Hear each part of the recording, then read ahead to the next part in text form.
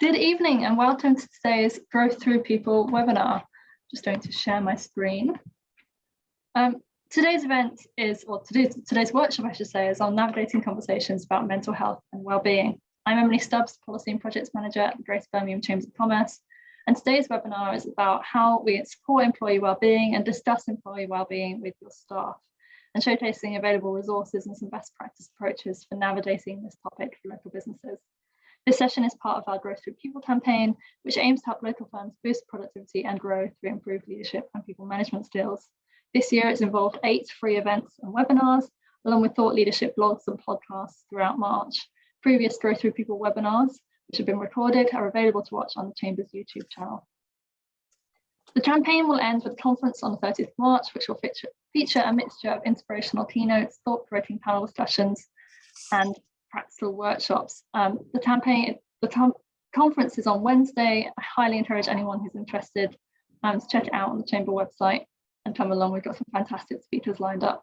It's going to be a really, really fun day and a very informative day.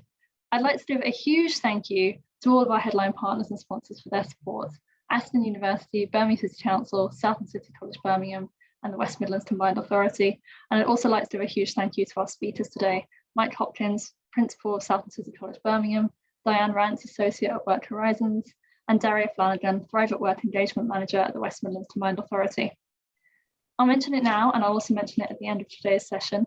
If you could please complete our post-event survey, it'd be hugely appreciated. It's not just about how you found this webinar, it also contributes to our research into leadership and people management skills in the region and what Growth Through People looks like in future years. Please also do join us on social media using the hashtag GTP22, which is on the screen there. And a bit of housekeeping. Today's session is interactive. If you would like to speak at any point, please raise your hand in the Zoom functions and I'll invite you to unmute yourself. I hope you enjoy the session, take away some ideas to implement in your own business. I will now hand over to Mike, who will do a short introduction from Southern City College Birmingham. Over to you, Mike. Thank you. A very warm welcome, and I'm very pleased that we're supporting this because it's something very dear to my heart and to the college. Interestingly, it was supposed to be a live event at the college, and we've got something set up in a room where it would have been very appropriate in terms of what we've got, the facility we use, and what we actually do with some of our students. At a personal level, I've seen firsthand the sort of issues we've got, and these are things which, in the early days, I thought, like most people, I understood it, but it was pretty clear to me, not only from what I was seeing within the college, but from a personal family issue that we've had with a member of my family, just what a challenge mental health issues are, and that we do need to really give some attention and put a lot into it. So I think events like this are absolutely key to what we all need to do and to a shared understanding, and actually for developing what we need to do, because it does affect all of us. So I won't be able to stay for all of this, unfortunately, because it did clash. My original intention, because it was set up around our Digworth campus, was to be there in person, so I can't do that at the moment. So I hope it goes very well. Thank you. Apologies. Thank you ever so much, Mike. Without further ado, I'll hand over to Diane, Rance, and Darea Flanagan to talk about how we navigate conversations about mental health and wellbeing. Over to you, Diane and Darea. Diane, do you want to start? Okay, well, so Darea and I are going to try and make this evening as interactive as we can do within the constraints of Zoom. So we are going to invite you shortly to observe a demonstration, for want of a better phrase. Darea and I are going to do, and we're going to ask for you to observe what we do and ask for your comments. So we're very much hoping that this afternoon's session will be interactive, that you feel you have a chance to ask questions, and there will be a Q&A session at the end. So we're going to start off with Daria's going to talk about how to recognise signs and symptoms that might raise concerns about whether or not somebody has some mental health issues or general wellbeing concerns and challenges. We're then going to look and do a demo, Darea and I, and we're going to introduce you to something to think about when you're preparing for a conversation. And then we're going to we're going to signpost you to some resources that you can use before we go into the Q&A session. So as I say, Darea and I were hoping this would be a highly interactive session, working face to face with you down at Southern City College. We'll try and make it as interactive as we can do. And I'm now going to hand over to Darea to start us off this evening. Thank you, Darea. Thank you. As Emily said, that I'm the engagement manager at Thrive at Work over at the West Midlands Combined Authority, and one of the key things of there is growing happier and healthy workforces, and I think wellbeing and mental health conversations are absolutely at the key of that. And I think sometimes that we often jump to the conclusion that conversations around mental health and wellbeing are around recovery, or encouraging people to disclose mental ill health or ill health. But the more that we get value out of these things is more in the proactive sphere of that, and normalising conversations. So proactively, how do you have check-ins, and how do you spark those conversations where you start to trust people so you can reach out? Early intervention, we all know, is a better way of helping people and supporting people. And the challenges that come with that can be really difficult. And none of us, mostly, are clinicians. We're not gurus, we're not counsellors, we're not personal trainers, nutritionists, psychologists, and neither do you need to be. You know, having a conversation about mental health and well-being doesn't need you to have a background where you are an expert. What it does help is, I often say it's as easy as ABC, which makes it sound a little bit simplistic, but you know, that authentic, build knowledge and connect can really be a really great foundation to have that understanding about where people are coming from. If you're authentic, they're more likely to be more open. And if you build knowledge about the person themselves, but about your own skills as well, and maybe your own weaknesses in this area and where you need to build in your own confidence, then they lead to more skillful conversations. And the more you connect with people, the more likely they are to trust you. And the trust is really at the heart of a lot of these conversations. So I use two things really to think about it. There's something called the House of Personalities, and to normalise conversations in a proactive way, and to give you an idea of how you can be interactive with these, so we're not talking just about models or principles, is there's something called the House of Personalities, and we'll share this with you afterwards. But if you imagine a Georgian house from an attic down to a basement with several rooms in between and lots of different people, they've all got numbers on their tummies, and there are people who are everything from banging their head against the wall to being in a bath to looking in a mirror top with a torch seeking. And quite often I'll start a team meeting off or a workshop off with the handout in front of me and say, which one of these numbers do you associate with? You know, might make a joke about if you're number 22 and you're hitting your head against the wall, you know, to talk to me separately afterwards. But it helps people understand that there are lots of emotions and helps people to name them. So then you can have a follow-on conversation that says, why did you choose that one?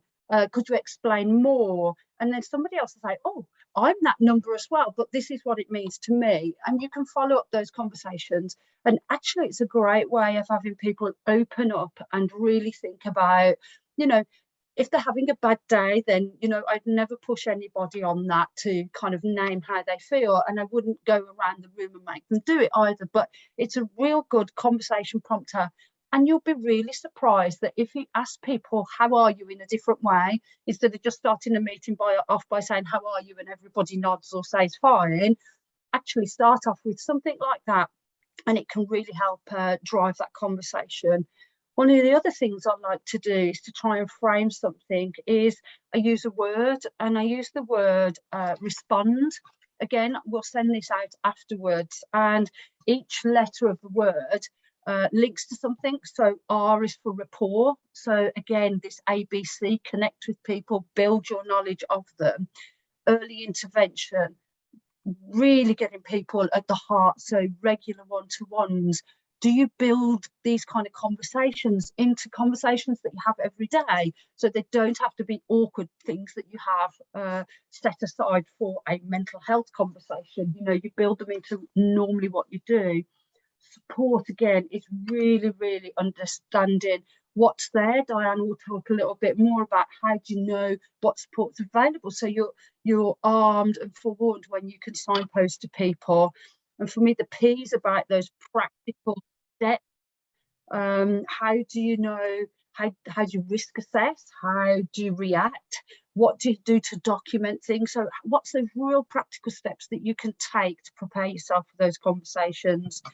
And for me, ownership is really important. You know, when you have conversations about mental health and about well-being, naturally often we either shy away from it because it's a scary conversation, or sometimes we try to step in too much. It's called enmeshing. So how do you make sure that you're not there to solve the problem for the individual, but to have a conversation where it's supportive, to be able to support them to take their own personal responsibility in that? And then the next one is next steps. So how do you plan? How do you have the conversation with people? How do you check in?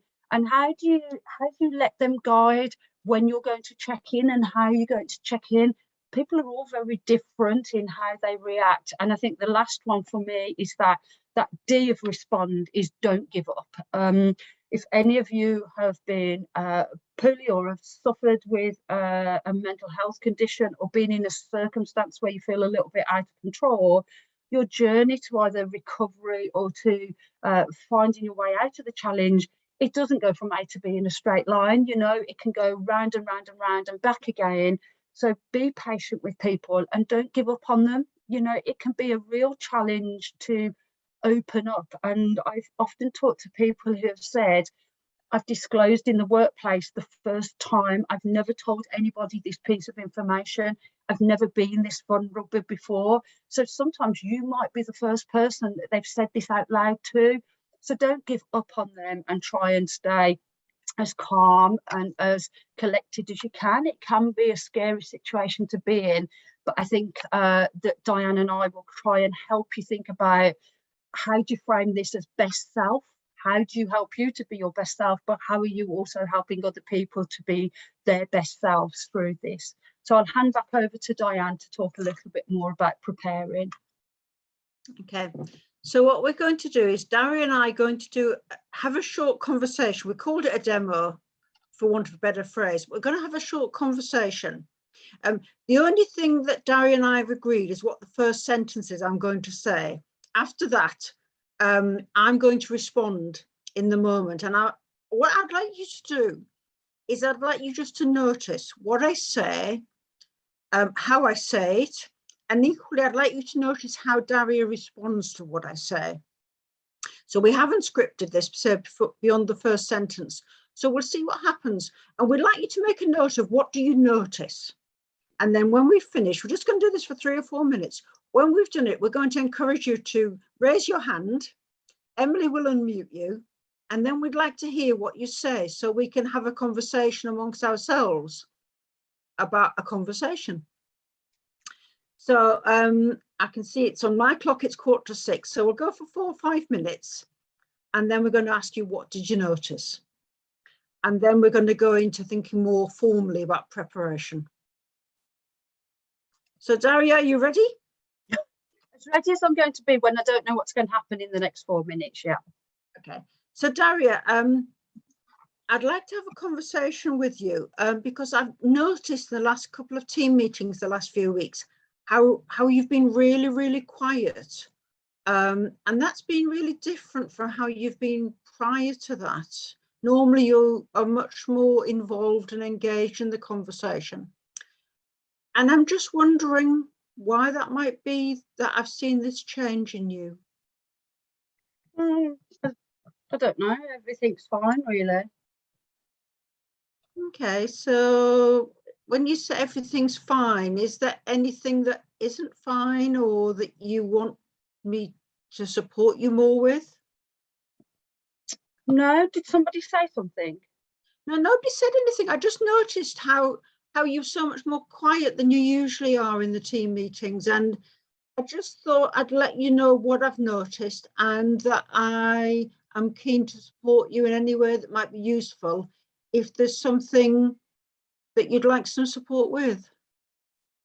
I don't know, really. I feel like that you're you know, that you're singling me out. I feel like there's a, you know, is there a problem with that? Or there's no problem at all. It's just a genuine concern. You know, we've worked together for an awful long time, and it would be the same of any of the other team. If I noticed a change in their behaviour in a way that made me just wonder, then I would be having exactly the same conversation. So no, the conversation's driven by concern for you, not because there's any problem or any negative concern that I have at all. It's a genuine concern for you. Well, I'm still getting my work done. I don't know whether is that what you were thinking about? No, not at all. I know you're still getting your work done. It's more just about that you were not as talkative or as engaged, and normally you contribute brilliant ideas and your experience, and I just haven't heard from you in the way that we often and usually do in team meetings.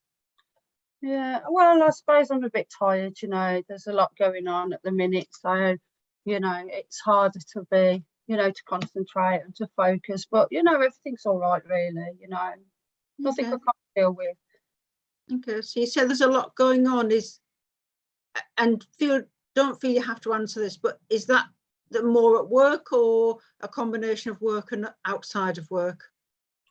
I think it's work, really, but I don't, you know, I hadn't really thought about it, whether it was anything else, really. So, but yeah, it's okay though, you know, it's just, it'll all pass. It's just, you know, there's a lot of things going on, and, you know, it doesn't always feel easy, does it? You know, when it's, you know, when there's things going on and when you're tired and, you know, everything's virtual, and, you know, it's okay though, you know, be all right. Okay. Is there anything I can help with to make it a bit easier? I don't know, like what? You know, I don't know what you could do, really. Is there any, I mean, I guess there's a whole range of options, just talking it through the situation you find yourself in, or if there are any specifics to do with your workload, or how you're feeling about working from home, or any extra support in terms of checking in with each other more frequently. I don't know, a whole range of possibilities. Yeah, well, I don't know whether you'd really understand, so I don't know. I just deal with it for myself for now. So I will let you know if there's something you can do, though. Is there somebody else who perhaps might understand, that you feel would understand, who could offer support to you? Yeah, maybe, but I don't know. We'll see how, you know. Okay. I might think about it. Okay, well, I don't want to pry. I just want to say that when you've thought about it, if there's anything that you'd like me to support you with, or you think I might be able to help with, then please, you know, let's carry on the conversation. And let's just sort of keep touching base about this, and let me know how I can help. Okay, thank you. Okay, thank you. That's the end of the Greater Birmingham Chamber Players performance today. We're available. So, as we said, you know, I was responding to Darea in the moment, and I'm interested to know from you, either in the chat function or raise your hand, what did you notice in that conversation?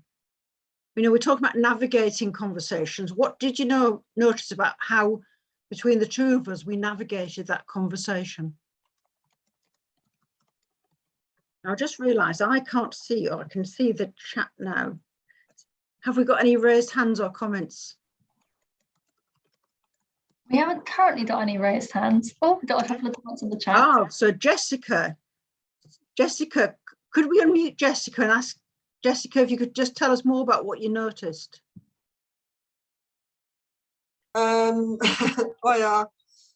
She was just being like dismissive, didn't want to talk about it, didn't really want to get into it. Was kind of in her own space. And that's pretty much what I picked up, because I've kind of been like that myself, to be honest, at some point. Okay. So in terms of how I responded to that, what did you notice? That you were persistent. Yeah, persistent and trying to get her to talk. Yeah.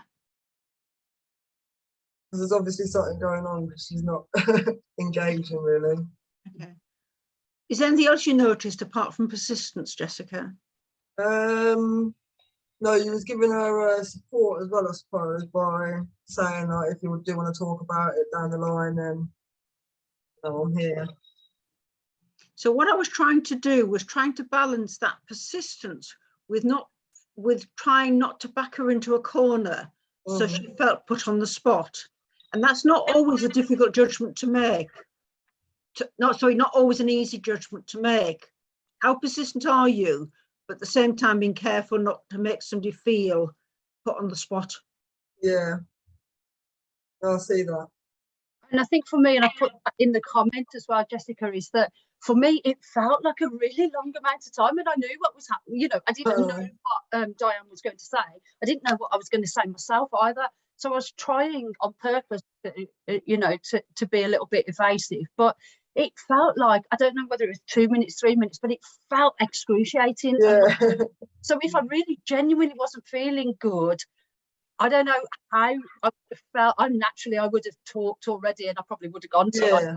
But for me, being in that situation, trying to be a little bit evasive, I think it put me in those shoes, and it didn't feel like a grilling, but it felt like an awful long time. Yeah, so it can be quite awkward as well if you don't want to talk about it and then keep going on. But I don't think you was too bad on her. So I guess that illustrates the point that as a manager or as a colleague, when we have these conversations, we just have to do our best. There isn't a perfect amount of time we have to ask questions for. We have to do our best, and we have to try and read the situation as best we can. And we have to make a judgment call. So we don't want the person to feel as though when they say, oh, I'm fine, if we just say, oh, well, okay, then let's leave it. They might feel as though we're not really making an effort. Yeah. So we're just ticking a box to say we've asked the question. Yeah, we've said something. So this is why it's really useful to think about the conversation before we have it, and different sort of scenarios that might play out. So thank you, Jessica. Really appreciate you speaking as part of this session. Is there anybody else who'd like to put their hand up and make a comment? Can we see anybody else, Emily? I haven't got any further hands up, but I also kind of felt the way that Darea mentioned, actually. It felt like a really long time. Yeah. And I think it almost because obviously Daria's character, I suppose, didn't want to, or didn't feel like she wanted to quite open up. Yeah. But slowly getting there. I thought it was interesting the question she asked, is there a problem? Yeah, very, very. So reassuring somebody is really, really important. Reassuring somebody that you're there for them, that it isn't a problem, it isn't a performance management in terms of poor performance issue. Reassuring the person that you're there out of a genuine concern, not because that you're thinking about the person you're speaking with, not thinking about yourself. So I think that's really important. So these are issues around how do we try and create some sort of psychological safety for the person, such they feel this is a safe space, and that whatever said is not going to be held against them. And at some point, I guess, if we'd had another conversation the next week and Darea had started to explain in more detail, then I might at that point have chosen to say to all, I just want to reassure you that whatever you say today is in absolute confidence. But I chose not to say that at this stage, because that's almost like a next level of formality. So we have to make a judgment call about how formal or not this conversation is that we're having. So the person feels supported and they feel it's safe, but they don't feel as though they're being investigated or interrogated. And that's quite a difficult call to make. So I guess what I'm saying is be kind to yourself. You don't have to be 100% perfect with this.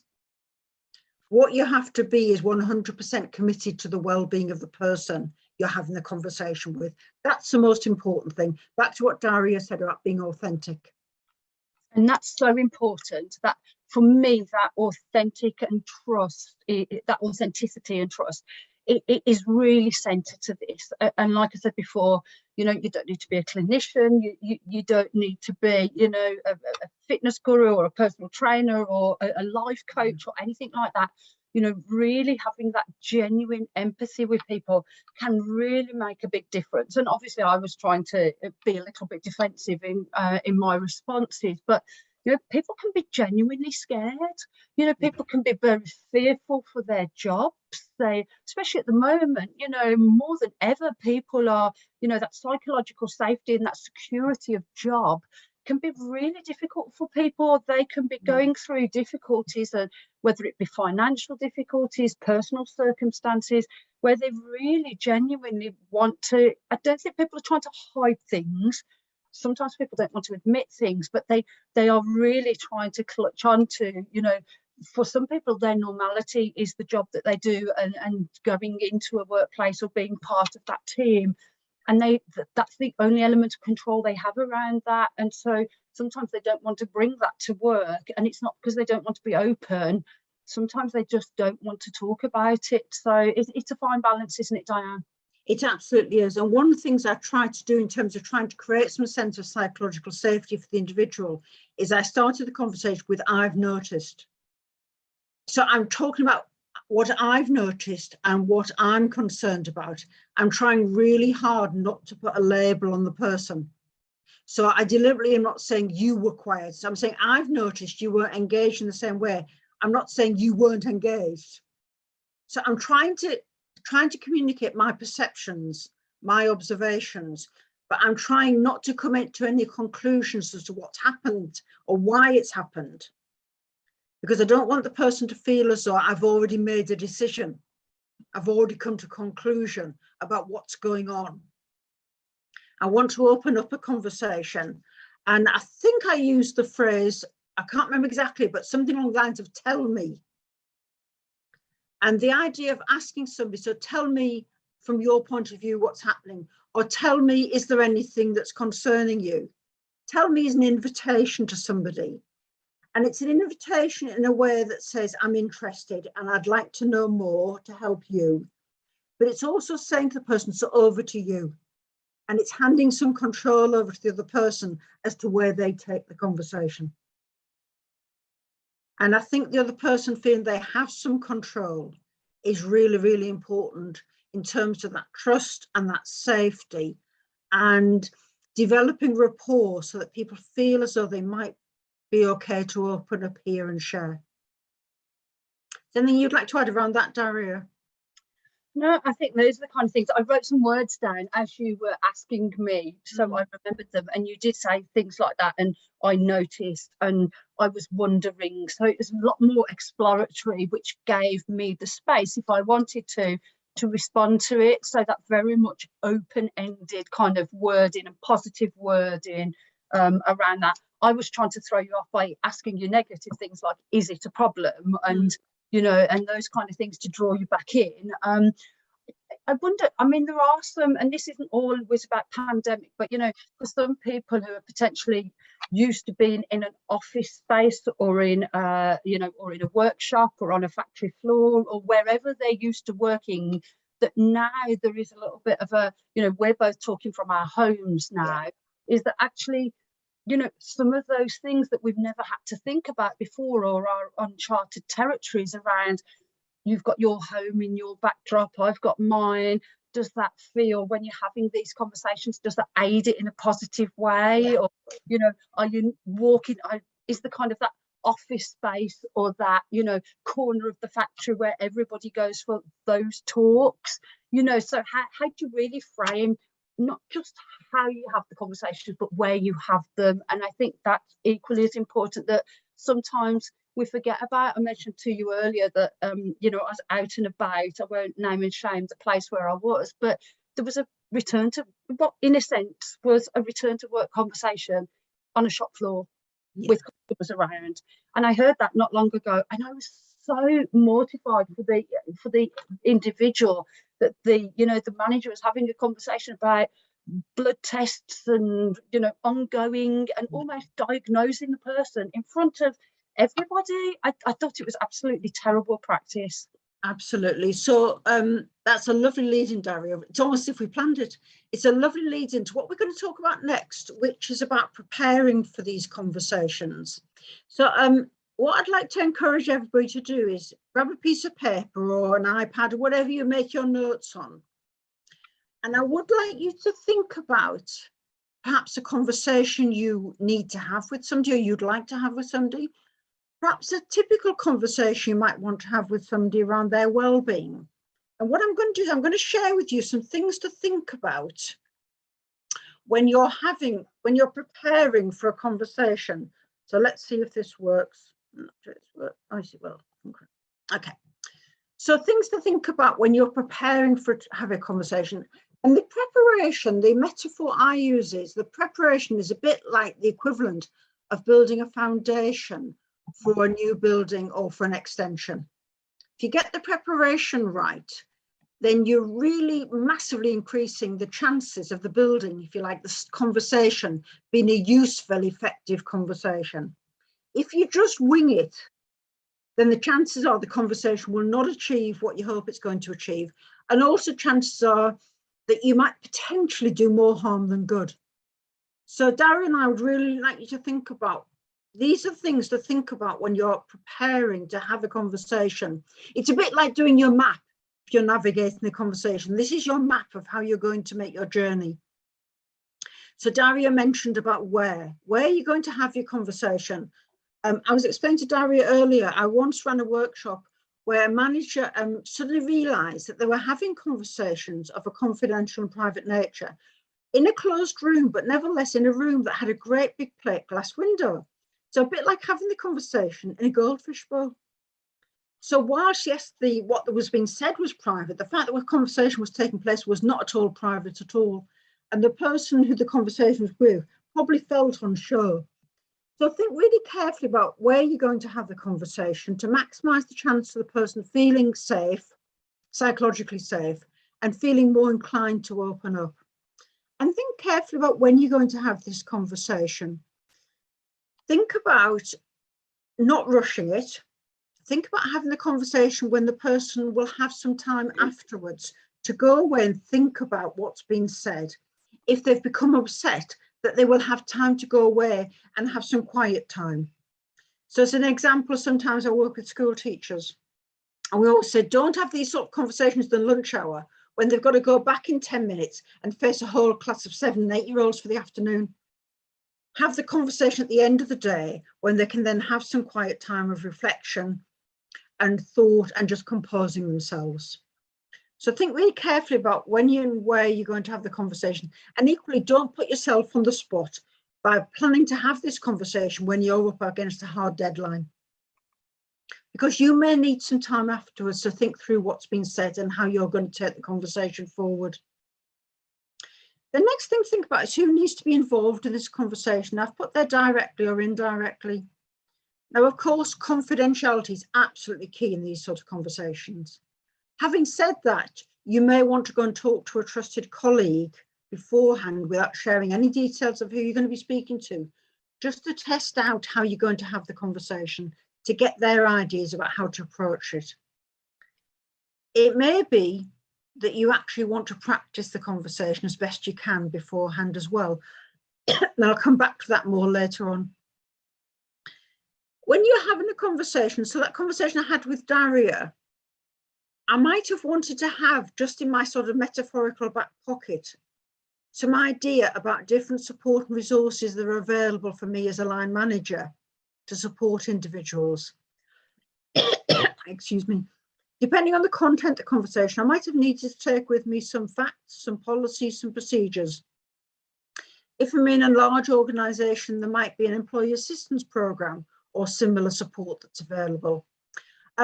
I recently trained as a mental health first aider, and I became aware of the enormous amount of support and guidance there is on the Mental Health First Aid England website, as example. And I know Darea is going to share some more resources after this part of our workshop as well. So think about what resources you've got available for you that you can share with the individual. The other thing to think about is what's the goal, what's the outcome you're looking for in the conversation. in that one I had with Darea, clearly we were time limited because we're in this, you know, artificial situation of a workshop. But sometimes the goal is just to start the conversation. Don't expect everything to be dealt with and resolved necessarily. So be kind on yourself. Don't set yourself unattainable, essential goals. And I've put there clearly to differentiate between what's desirable and what's essential. Yes, it might be desirable that the individual fully participates and opens up. But what's really essential is that they know you're there for them. You know that they're genuinely concerned. They know that you're happy to continue the conversation at a later date. So don't get too hung up on what's desirable. Try and really focus on what's essential.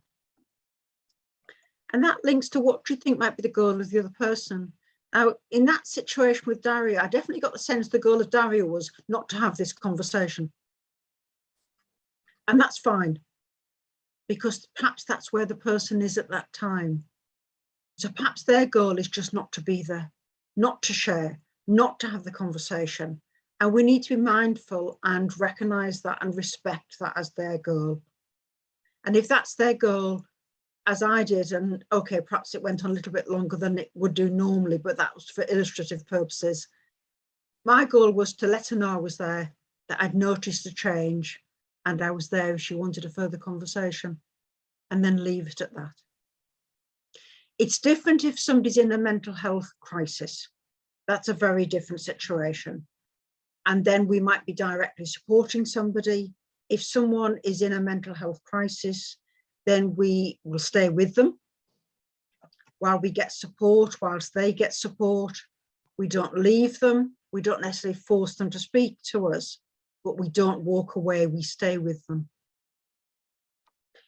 And lastly, and this is where it comes back to perhaps having somebody who can help you work with this, is think about what your opening statement's going to be and your opening question. The opening statement we make to somebody is really, really key because it sets the tone of the conversation. So think carefully about what you're going to say, and as bizarre as it might sound, say it out loud. And I say this whenever I talk about these sort of conversations. I always say speak it out loud, because the number of times over the years where I've written out the words I'm going to say, and then when I speak it out loud, I think to myself, I didn't know it would sound like that. So bizarre as it sounds, practice saying your opening statement. So my opening statement was, I noticed that in the recent team meetings. Think about how that sentence might land with the person you're speaking to. And think about what your first question is going to be. So Darea and I have both talked about big open questions, like tell me. Big statements like I'm wondering. Encourage the other person to feel safe. Encourage the other person to feel that they've been invited to share what they want to share. So think carefully about a big open question. Some of you will have come across the idea of the question funnel. You might have come across that in customer service training or perhaps in interview training. But the idea of the question funnel is we start off with a big open question. And then as the conversation develops, we sort of drill down with the how, what, why type questions, and then perhaps more closed questions. But in the conversation that we had, where the person clearly didn't want to talk, we state big open questions. We don't want them to feel that we're going how, why, what, when, because we don't want them to feel as though they're being put under pressure and put in a corner. So keep your questions big and open like the top of the funnel at the beginning of a conversation. So that's what I want to share about preparation. And it might seem like an awful lot to think about, but this really is the foundation for your conversation and your subsequent conversations. And by thinking through these different points, it helps us in our minds to clarify what we want to say. And if we don't know what we want to say, how on earth is the person knowing what we're talking about?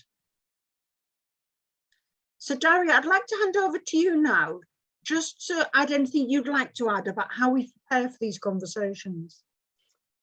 I think that, you know, for me, you've gone through all of that, and I think it just builds on everything we were saying, wasn't it, about how do you normalise a conversation, how are they supportive, and how do you can see that not just the preparation for that individual conversation, but the work you might do in the background that is nothing to do with well-being or mental health, but to really bring that trust and authenticity and openness and leadership to the, you know, to everything that you do. Hopefully, when you do come to a situation where you need to have these types of conversation, you've already got that connection, so it doesn't feel like it's the first time you've asked somebody how they are and listened. And I think that's so important. That's really, really important for me. I think that's really a good point. Absolutely excellent there, Darea, in terms of reminding me and sharing with our audience the importance of having that rapport and that relationship. And I guess that comes back to that, who needs to be involved. If you're a manager and you want to have this conversation with somebody you don't know very well, perhaps because they're new to your team or you're new to the team,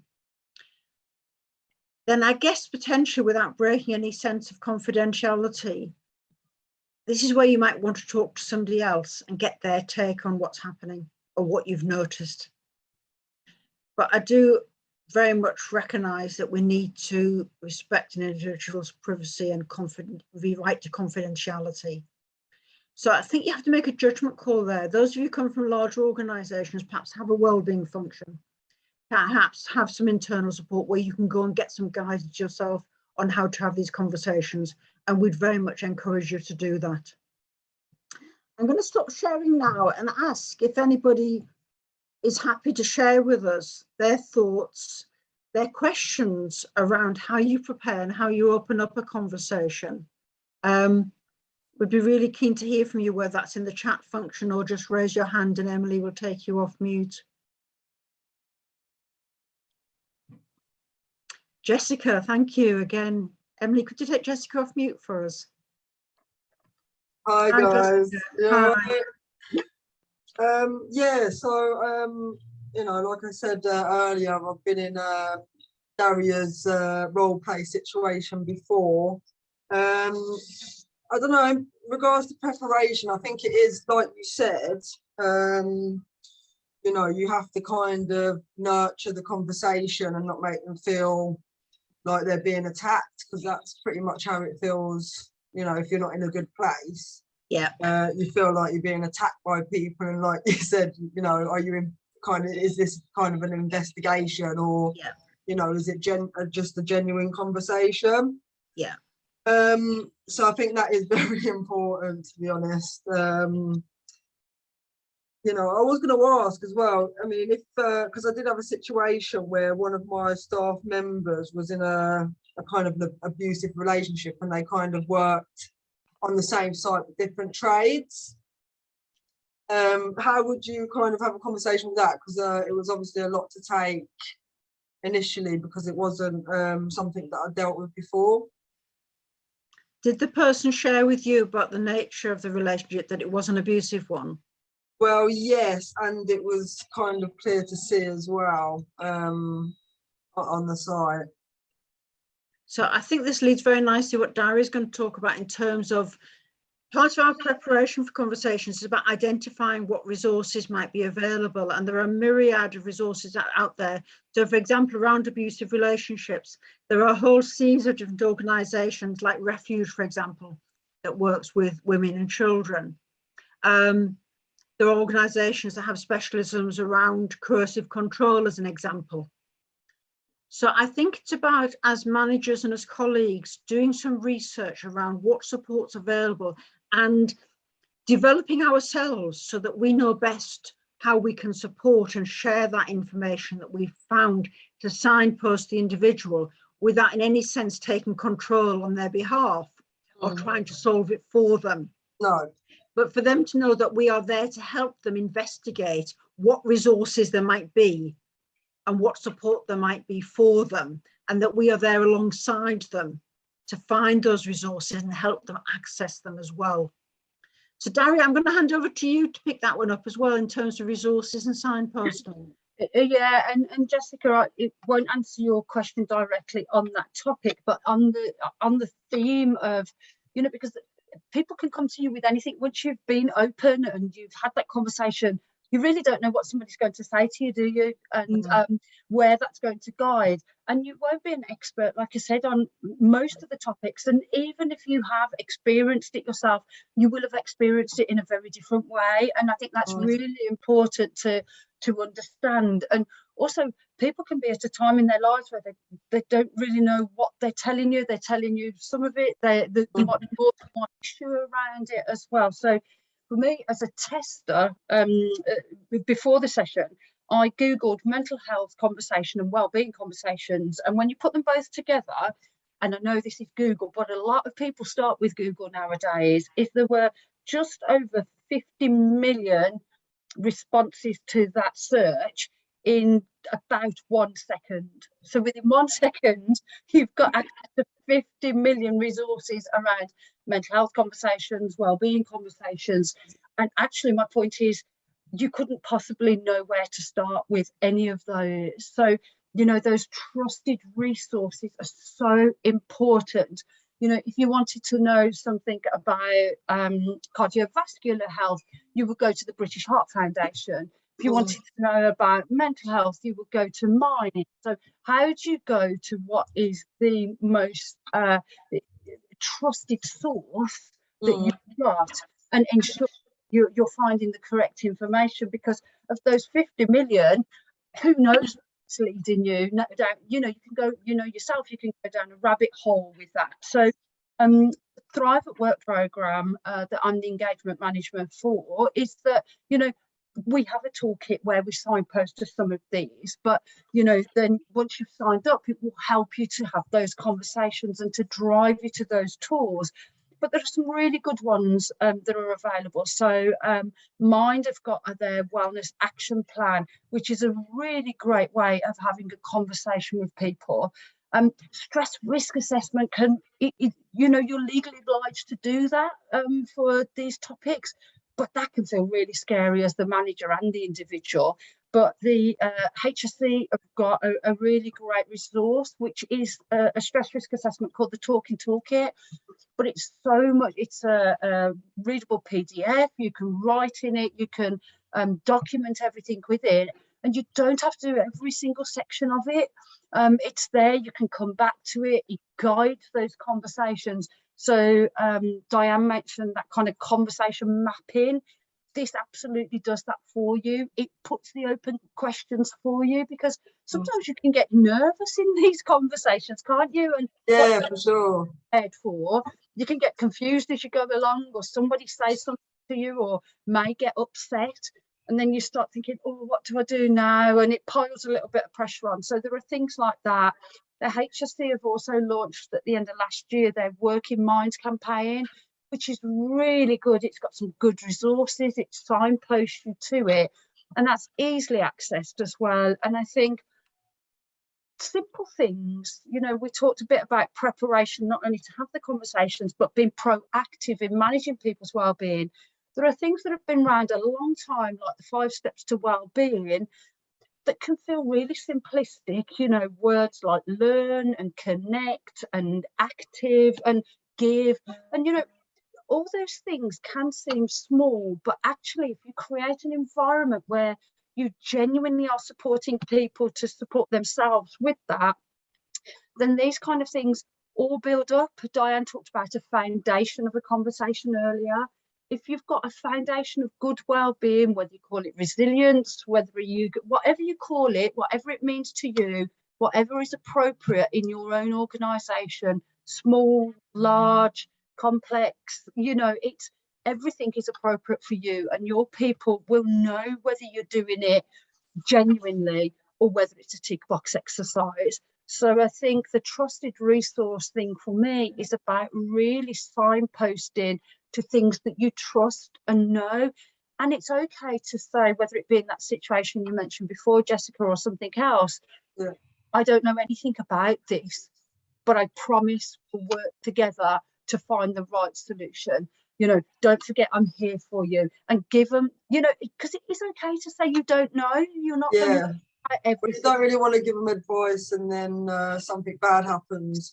Yeah, you genuinely don't want to, you know, with that respond word that I used in the beginning, the same way as that last letter is don't give up, it can also don't give out the wrong advice, you know, because nature where we want to.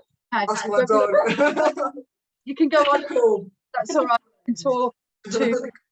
But you know, it's one of those things where it's okay to say you don't know, but you can say I care enough to find out, and then find out that way, and then go to a trusted source such as Refuge or Women's Aid or Mind or for whatever topic it might be. So I think that's really important. And people like us at Thrive at Work, you know, we know our stuff.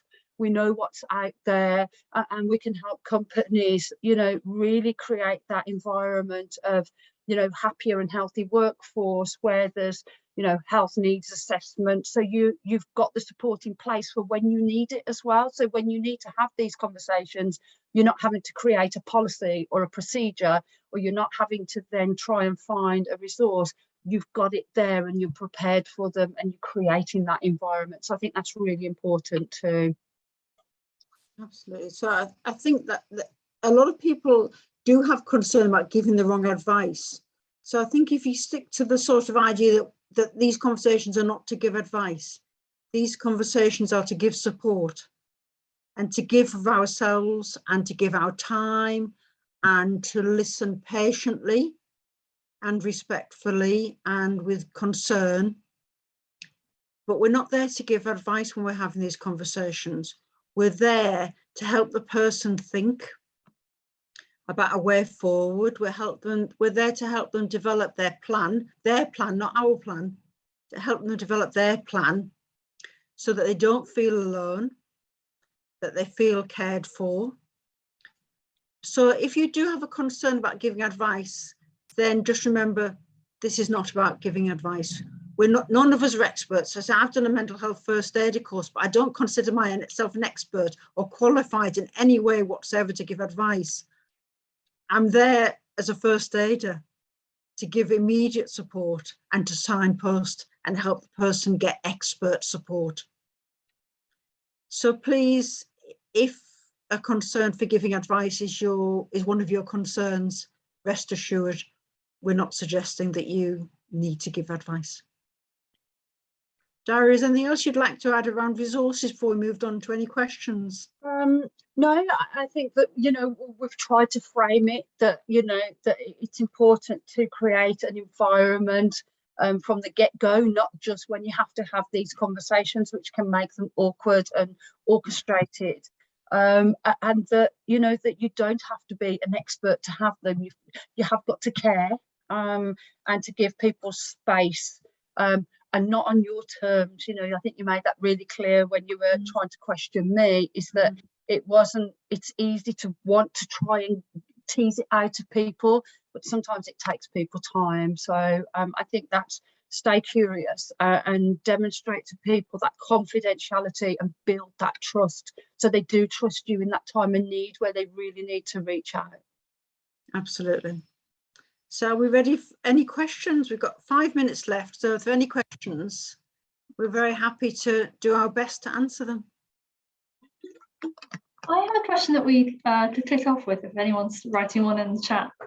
As kind of an individual who perhaps isn't a leader or a manager or all is, how can you kind of effectively initiate a conversation upwards with your leader or your manager that you might be a bit nervous about your mental health and well-being? It's almost the reverse of the role play that you did, perhaps if you were Daria's kind of character. How you can say to your leader or your manager in a way that's productive and you know, starts a meaningful conversation. Actually, I'm really struggling. I think that very much plays to what Darea was saying around the relationship. I think it really depends on what the relationship is. I can think of managers I've had in the past where I would never have dreamt of broaching that conversation with them. And I can think of others where I would have been 100% confident in doing it. Yeah. And I think to add to that, Diane, it doesn't always have to be your direct manager either. You know, depending on where you work, it might be through a health and safety representative. It may be through a mental health buddy or a wellbeing champion. or a colleague. And I think because sometimes the manager can be the problem, you know, so you know, let's be frank, this isn't always home, you know, there is home and work as well. And I think that bringing up the issue, because the longer you leave it, the same way as early intervention, the other way, and creating trust, is you can't expect your workplace or your organisation to support you if you don't tell them either, because sometimes it's hard to notice. If you don't admit it to yourself, it's hard for other people to pick up on those cues as well.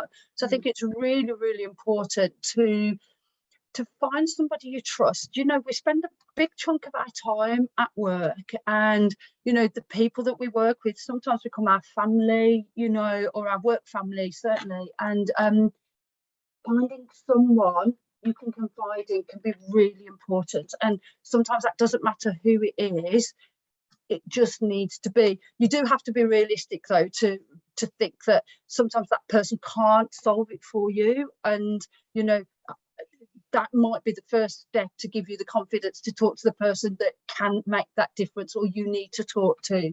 But sometimes I'd say reach out to the person that you trust first, and they'll guide you towards that confidence, because that's what often it is, isn't it? It's confidence to open the conversation. I've worked in occupational health before, I've worked in health and safety before, I've worked in welfare, and people always, the comment and the feedback always comes out, I wished I had told them sooner. It wasn't as bad as what I thought. I wished I'd have said something earlier. They really helped me with that. I was surprised by how much was on offer. I didn't know that was available. I wished I'd said it earlier. I work in some organisations where they actually have sort of signs up on the wall that says your departmental first aider is, and there'll be a name. And what that's saying to people is, if you want to speak to somebody, this person is trained, has had some training to have these conversations, and it's safe to have the conversation with them.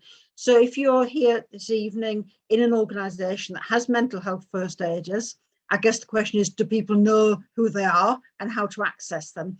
And if you don't have them, then, you know, I think we'd suggest that you investigate how you can provide mental health first aiders within your organisation in the same ways you probably provide physical first aiders. How can you provide mental first aiders and let people know they exist to support going forward? Fantastic. I think we might have a question from Jessica. I'm gonna ask if she wants to unmute. It might be a legacy hand. Hello, hi, it might be a see you later. No, I'm joking.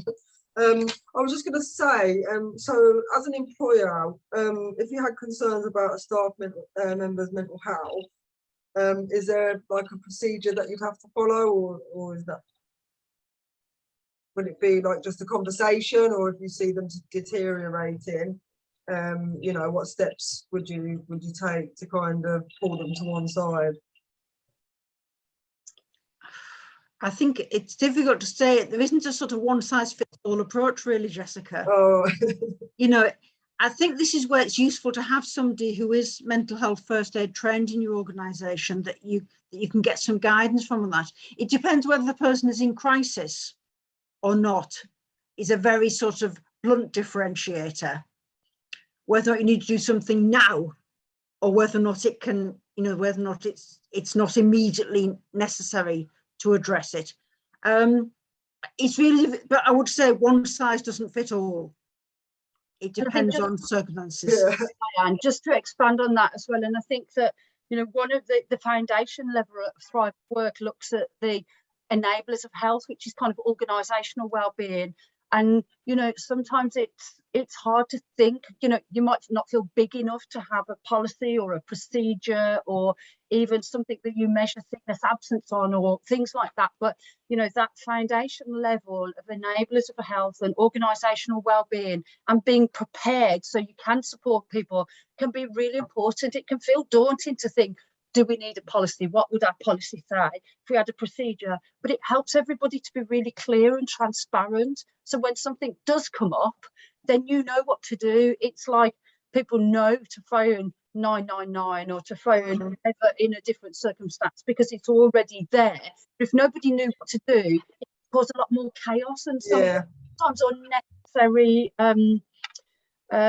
difficulties for everybody involved, you know, and that isn't what anybody wants. So being prepared in the background, and I'd encourage anybody to kind of think, okay, do we have a policy or a process? And I'm not suggesting that's the only thing you should have.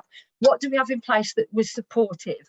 You know, do we measure our sickness absence? If we do we have an issue with this? Could we put something in place so things become more targeted and interventions, and then you know, you can spend your money, you know, there's not a big pot out there for every organisation, whether you're big or small, you know, but if you've got something that you can do, and that's where we at Thrive could help you look at, is what's your health needs assessment, you know, giving you a framework to like answer some questions and help you action plan that. So I think that's really important. And I know that it doesn't answer your question specifically, but it takes it back to the foundation of it, of how you prepare and how you make your organisation healthy enough to be able to respond to anything that people bring up.